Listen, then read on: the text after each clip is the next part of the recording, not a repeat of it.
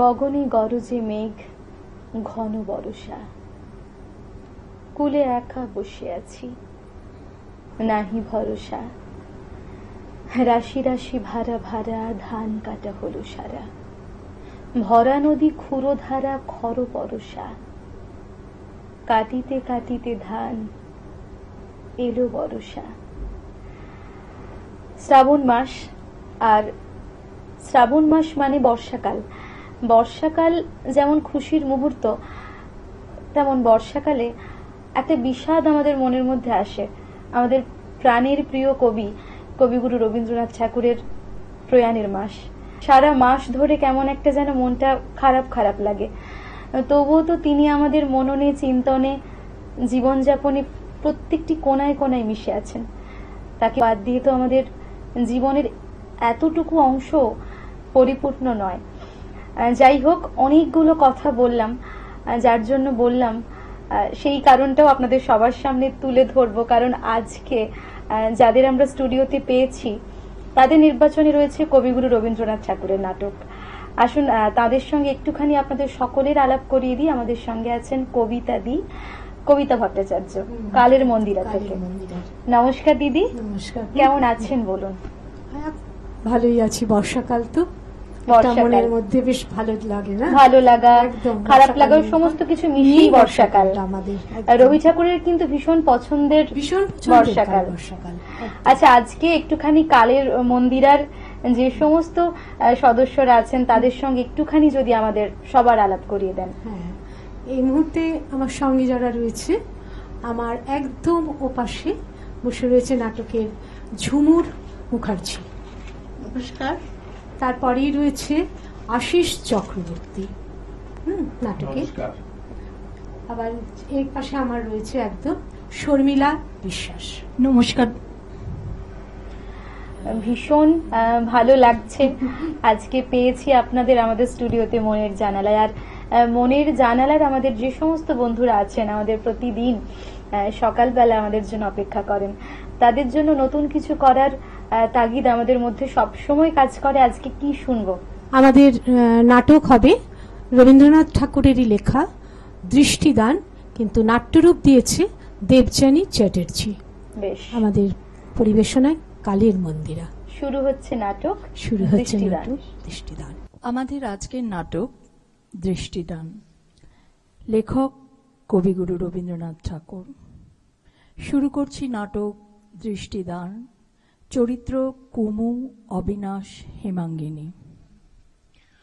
আমাকে ক্ষমা করো কুমু, আমার দোষেই তোমার চোখটা নষ্ট হলো। তা কেন? তুমি তো অনেক চেষ্টা করেছিলে। না না কুমু, তোমার দাদা আগেই বলেছিলেন একজন ভালো ডাক্তার দেখাও অবিনাশ, কিন্তু আমি বড্ড দেরি করে ফেললাম, তাই তো তুমি পুরোপুরি অন্ধ হয়ে গেলাম, তাই তো? কিন্তু তুমি তো আমার পাশে আছো। আমার চোখের দৃষ্টি আমি তোমাকে দিলাম।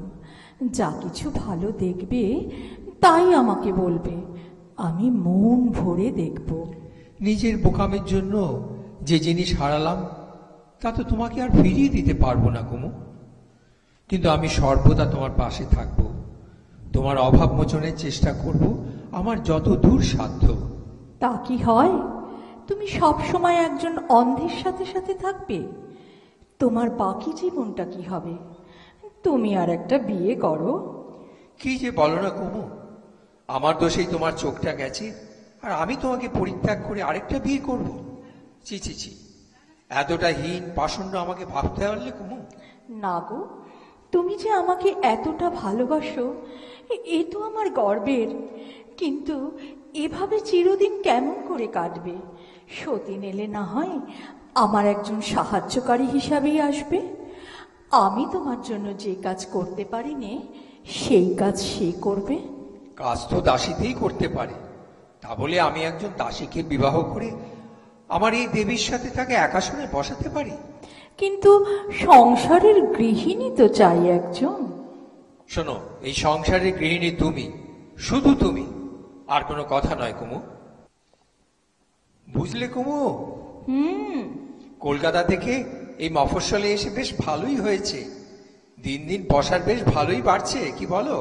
কিন্তু তোমার যে বড্ড ছুটোছুটি যাচ্ছে গো, এত পরিশ্রম তো ঠিক নয়। পরিশ্রম কি যে বলো না, এখনই তো অর্থ উপার্জন করার বয়স। ডাক্তারি বিদ্যে কি শিখলাম এমনি এমনি? অর্থ উপার্জন করার জন্যই তো, নাকি? তবে যে তুমি বলতে ডাক্তারি কি কেবল জীবিকার জন্য? এতে অনেক গরিবের উপকার তো করতে পারবো। কিন্তু তুমি এখন যারা ফি দিতে পারে না তাদের ফিরিয়ে দাও, এইটা তো তোমার ধর্ম ছিল না? অর্থই কি জীবনের সব? দেখো কুমু, তোমার আসলে তো কোনো দুঃখ নেই, তাই তুমি এসব কথা ভেবে ভেবে জীবনে দুঃখ নিয়ে আসছো। আকাশ থেকে দুঃখ টেনে আনছো, কিন্তু কেন? না গো, আমি বেশ বুঝতে পারছি তোমার মধ্যে একটা পরিবর্তন এসেছে। তুমি আর আগের মতো নেই। পরিবর্তন তো জগতের ধর্ম। এই তো চোখে দেখতে না পেলেও তুমি তো বেশ আমাকে ছাড়া তোমার জীবন চালিয়ে নিতে পারো। আমাকে আর তেমন দরকার পড়ে না তোমার। দেখো, আমাকে আমার কাজ নিয়ে থাকতে দাও। বেশ, এখন আমি উঠছি। কাল পিসিমা আসবেন, জানো তো? কি করে বোঝাবো তোমায়? তোমার সব দোষ অপরাধ আমি ক্ষমা করে দিয়েছিলাম, কিন্তু তুমি যে আমার থেকে দূরে চলে যাচ্ছ, এটা তো আমি সহ্য করতে পারছি না গো, সহ্য করতে পারছি না। এসো এসো ভাই হেমাঙ্গিনী, দেখি দেখি। আসলে আমার চোখ নেই তো, তাই তোমার মুখে হাত বুলিয়ে দেখছিলাম। দেখছি তুমি তো বালিকা। চোখ নেই মানে? তুমি চোখে দেখতে পাও না বুঝি? না ভাই, আমি যে অন্ধ। ও, তাই বুঝি আমার কাকি মানে তোমাদের পিসিমাকে এখানে আনিয়েছো? না তো, পিসিমা তো নিজেই এসেছেন, আমরা তো তাকে আসতে বলিনি। তারপরে পিসিমা আবার তোমাকে আনলেন। না, কোনো উদ্দেশ্য ছাড়া তো তিনি মানে দয়াময় দেবী তো কোনো কাজ করেন না। তিনি এলেন, আবার আমাকেও আনালেন। নিশ্চয়ই কিছু ব্যাপার আছে। কেন ভাই, তোমরা এসেছো তো ভালোই হয়েছে। কতটা কি ভালো সে আমি ঠিক বের করে নেব। জানো তো, কাকি আমাকে স্নান করতে যেতে বলছিলেন। আমি বলে দিয়েছি আমি তোমার সঙ্গেই ঘাটে যাব। চলো চলো, এখন আমরা দুজনে মিলে ঘাটে যাই। চলো চলো। কি জ্বালায় পড়লাম বলো তো। সব সময় আমার কাকি মানে তোমার ওই পিসিমা যখনই তোমার স্বামী আসেন তখনই আমাকে ডেকে পাঠান। কি আদরের ডাক! হিমি, হিমু, হেমাঙ্গিনী। গা একেবারে জ্বলে যায়।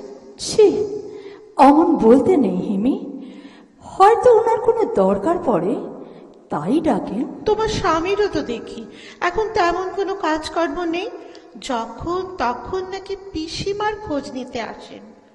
আমি কিন্তু চলে যাব দিদি, সে তোমার পিসিমা যান বা না যান। এ কি দিদি, তুমি কাঁদছো? দিদি, আমি বুঝি তোমার দুঃখটা। পিসিমা চান উনি আর একটা বিয়ে করুন, তাই বোধহয় তোমাকে আনিয়েছেন। হয়তো উনিও এখন তাই চান। অন্ধ বউকে নিয়ে কি সংসার চলে? দিদি, তোমার দাদা এসেছেন তাই না?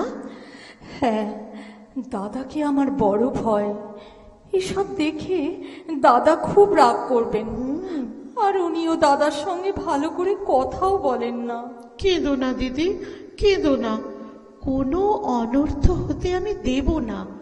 তুমি শুধু তোমার এই বোনটিকে মনে রেখো। শোনো কুমু, হ্যাঁ। দূরের থেকে ডাক এসেছে, আমাকে যেতে হবে কাল ভোরেই। কেন মিথ্যে বলছো? কি মিথ্যে বললাম? তুমি বিয়ে করতে যাচ্ছ, সত্য কথা বলো। হ্যাঁ, যাচ্ছি। তাই? তবে তুমি যে বলেছিলে সর্বদা তুমি আমার পাশে থাকবে, তাহলে এখন আমি কি এমন অপরাধ করলাম তুমি আমাকে ছেড়ে যাচ্ছ? শোনো কুমু, তোমার অন্ধত্বের আবরণ ভেদ করে আমি তোমার কাছে পৌঁছতে পারি না। তুমি আমার কাছে দেবী, কিন্তু বেঁচে থাকার জন্য আমার একজন সাধারণ মানবী চাই কুমু। ওগো, আমি তো তোমার সেই মানবী। যেও না, ফিরে এসো, ফিরে এসো। কে কে প্রণাম করলো? আমি গো দিদি, আমি হেমাঙ্গিনী, তোমার আশীর্বাদ নিতে এসেছি দিদি। আমাকে আশীর্বাদ করবে না? শুধু আশীর্বাদ নয় দিদি, তোমাকে, আমায় এবং তোমার ভগ্নিপতিকে বরণ করে নিতে হবে। এখন তুমি যদি অনুমতি দাও, তাকে নিয়ে আসি। চির আয়ুষ্মতী হও। সঙ্গে কে? কে? দাদা? উনি এখন তোমার এই ছোট বোনটির স্বামী, তোমার ভগ্নিপতি, বুঝলে? কি কি করে? বলেছিলাম না, কোনো অনর্থ হতে আমি দেব না। তুমি অবিনাশদার সঙ্গে কথা বলো, আমরা বরং পালাই। তোমার দাদা আমাকে বাঁচিয়ে দিয়েছেন কুমু। কাল যখন মথুরাপুর পৌঁছলাম, খবর পেলাম তার আগেই হেমাঙ্গিনীর সাথে তোমার দাদার বিয়ে হয়ে গেছে। বুঝলি কুমু, তোমার দাদার সাথে হেমাঙ্গিনীর ঘটকালি বোধহয় ভগবানই করেছিলেন। ফিরলাম এক রাস লজ্জা আর আনন্দ নিয়ে, আর বুঝলাম আমার জীবনে তুমি নেই মানে কিছুই নেই। ওগো, আমি তো আছি। তুমিই তো দেবী বলে দূরে সরিয়ে দিয়েছিলে। আমি দেবী নই, মানবী নই, আমি তোমার কুমু। আমি তো তোমার সেই কুমুই আছি গো, সেই কুমুই। এসো কুমু, এসো, এদিকে এসো, হাতটা ধরো, ধরো, আমার পাশে বসো, বসো, এখানে বসো কুমু। নাটক, কবিতা, গল্প, প্রত্যেকটা কোনায় কোনায় তার যেন উজ্জ্বল উপস্থিতি। তার প্রত্যেকটা নাটক অবশ্যই তার, কিন্তু কোথাও গিয়ে মনে হয় এই সমস্তগুলো আমাদেরও, আমার। একদম তাই তো তিনি আমাদের মধ্যেই বেঁচে আছেন। খুব ভালো লাগলো। এই পর্যায়ে কালের মন্দিরার যে সমস্ত গুণীজনকে আমরা পেয়েছি, আসুন তাদের সঙ্গে একটুখানি আপনাদের সকলের আবার আলাপ করিয়ে দিই। আমাদের সঙ্গে আছেন স্বপন সান্যাল, প্রণতি রায়, সঞ্জীব কুমার জানা, নমস্কার, রীতা শর্মা। আপনাদেরকেও স্বাগত জানাই মনের জানালায়। এই পর্যায়ে আমরা কি শুনবো? এখনকার নাটক হচ্ছে মেহেরজান, রবীন্দ্রনাথ ঠাকুরের, আর নাট্যরূপ দিয়েছেন অনুপম মুখোপাধ্যায়, বেশ। আর নির্দেশনায় কবিতা ভট্টাচার্য। এখন শুরু হচ্ছে নাটক মেহেরজান। আমরা শুনে নেব তাদের পরিবেশনা। ওগো শুনছো? বলি গেলে কোথায়? কি হলো আবার? আমি এখন যেতে পারবো না। উনুনে দুধ চাপিয়ে জিতে উঠলে উঠবে যে। শোনোই না একবার, দুধটা নামিয়ে এসো। বলো, এই এসেছি। বলার মধ্যে তো তোমার আছে এক ডাকাতির খবর। আরে না না, এবার আর ওসব খবর নয়। কমলার পাত্র ঠিক করে এসেছি। ও মা, সে কি? তা হ্যাঁ গো, ছেলেটি কে? মোচাখালীর পরমানন্দ শেঠের মেজ ছেলে। অনেক টাকার তহবিল চেপে বসে আছে। ও যাক বাবা, এতদিনে মুখ পুরীর একটা হিললে হলো। কিন্তু আমি ভাবছি শেষ পর্যন্ত মেয়েটাকে ওখানে দিলে। এ আবার কি কথা? দেখছো দিনকাল খারাপ। আমাদের মতো গেরস্ত বাড়ির মেয়ে বেশি দিন থাকাটাই এখন অপরাধ। তার উপর তোমার ওই আদরের ভাইঝি মুখপুরীর রূপ তো নয়, আগুন। সারাক্ষণ আমার বুক ঢিপ ঢিপ করে। কখন কে এসে হামলা করে না তুলে নিয়ে যায় মেয়েকে। হ্যাঁ, ওই রূপের জন্যই তো এক কথায় রাজি হয়ে গেল ওরা। আমাদের তো কিছুই নেই, আছে শুধু কমলার রূপ। তবে কি জানো, ছেলেটা বেজায় শৌখিন।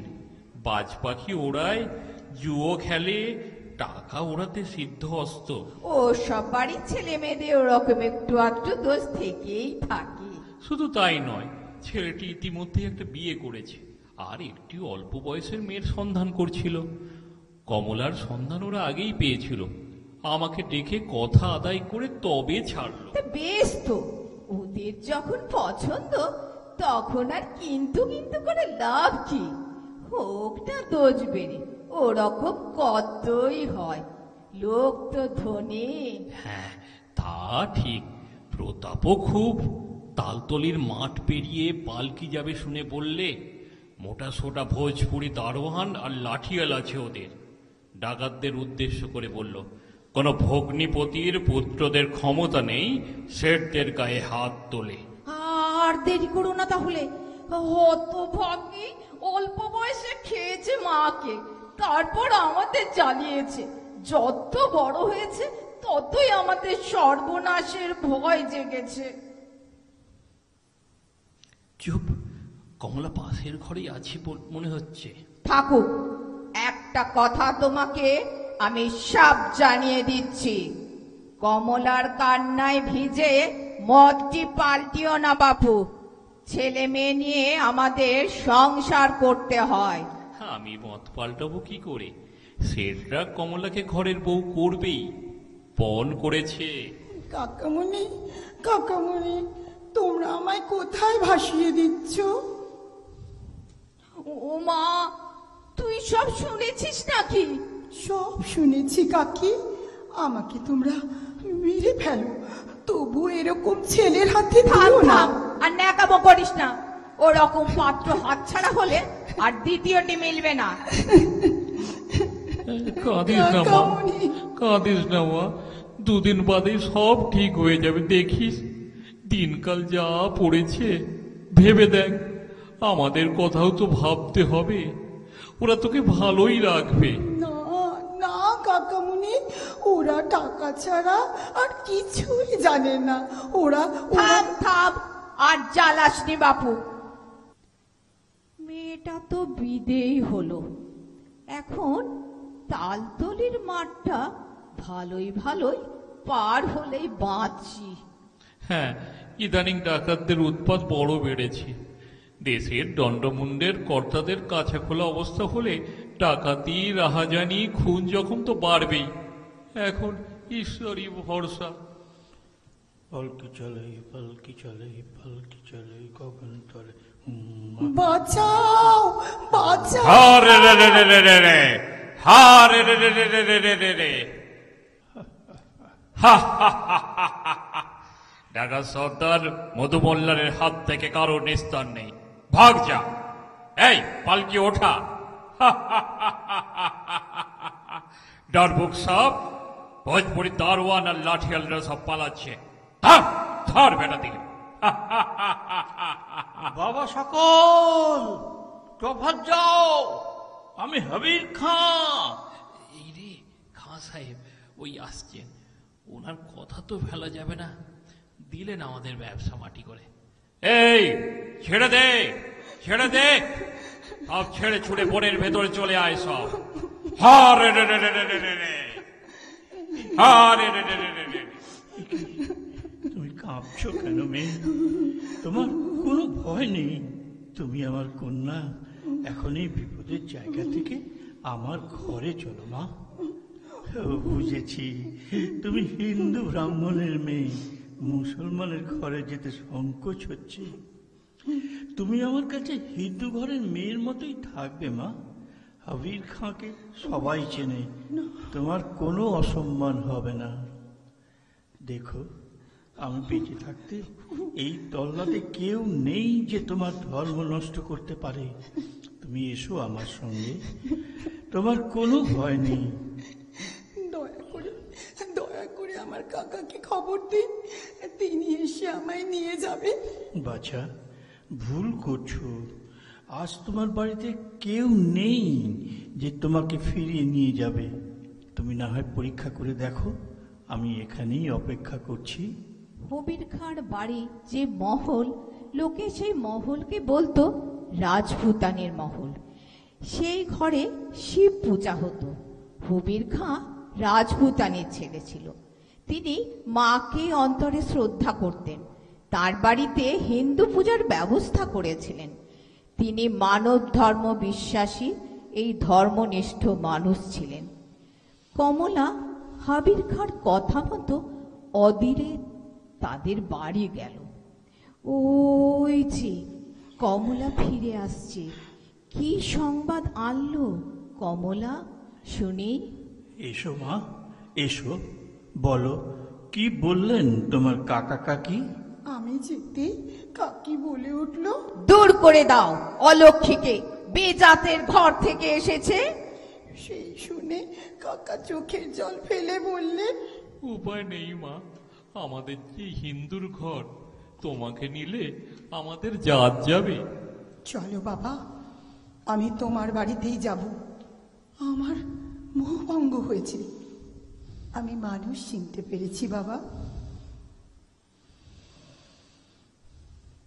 সখী ভাবনা কাহারে বলে, সখী যাতনা কাহারে বলে, তোমরা যে বলো দিবস রজনী, ভালোবাসা ভালোবাসা, সখী ভালোবাসা কারে কয়।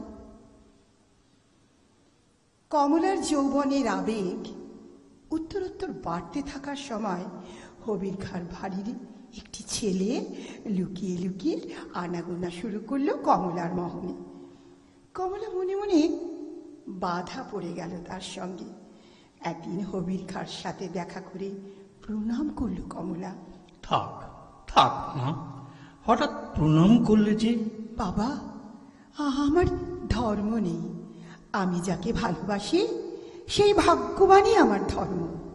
যে ধর্ম চিরদিন আমাকে জীবনে সব ভালোবাসা থেকে বঞ্চিত করেছে, অবজ্ঞা রাস্তাকুরের পাশে আমাকে ফেলে রেখে দিয়েছে, সে ধর্মের মধ্যে তো আমি তো দেবতার প্রসন্নতা কোনো দিন দেখতে পেলাম না বাবা। আমি প্রথম ভালোবাসা পেয়েছি বাচ্চা তোমার ঘরে। এখানেই জেনেছি হতভাগিনী মেয়েরও জীবনের মূল্য আছে। তোমার দেবতা তাহলে কে মা? যে দেবতা আমাকে আশ্রয় দিয়েছে, সেই ভালোবাসার সন্ধানের মধ্যেই তো আমি তাকে পুজো করি। তিনি আমার দেবতা। তিনি হিন্দুও নন, মুসলমানও নন। কি বলছো তুমি মা? হ্যাঁ বাবজান, তোমার মেজ ছেলে করি, তাকে না আমি মনে মনে গ্রহণ করেছি বাবা। তুমি এখন আমায় মুসলমান করে নাও, আমার না হয় দুই ধর্মই থাকলো। তোমার ইচ্ছার জয় হোক মা। কমলা তোমার এক ধর্মের নাম, আর এক ধর্মের নাম আজ থেকে হলো মেহের চাঁদ। ঠিক আছে বাবা। মেহেরজানের জীবনের গতি মসৃণ পথে বয়ে চলল এক অনির্বচনীয় আনন্দে। কিন্তু হঠাৎই ঘটল এক ঘটনা। কমলার কাকার মেয়ে সরলার বিয়ের ব্যবস্থা পাকা হলো। ইতিহাসের পুনরাবৃত্তি ঘটল সেই ডাকাত মধুমল্লারের অট্টহাসিতে। হার রে রে রে রে রে রে, বাঁচাও, হার রে রে রে রে রে রে রে, বাঁচাও।